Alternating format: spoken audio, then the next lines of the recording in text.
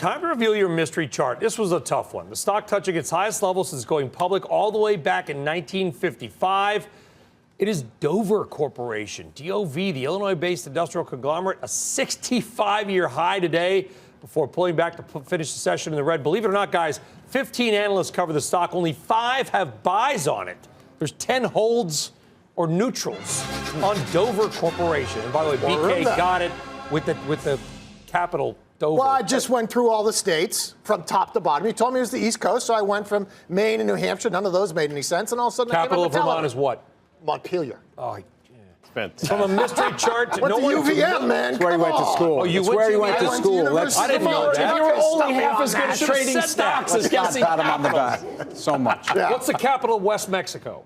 Oh, we're still on that. From a mystery chart to your chart of the week. Guy, you are flagging something in the gold space. What is it? Well, why don't we just run the graphic here, and I'll show you what's been going on in Newmont Mining over the last 6 months. I mean, here's a stock that had a 30 handle, now brushing up against levels we last saw in August of 2016. I'll say again, a lot of people think gold just made this huge blow off top. I'm not one of them. I think the gold market is telling a story. I think the U.S. dollar is going to weaken into 2020. And I think finally all this nonsense out of central banks globally is going to catch up and manifest itself in the gold market.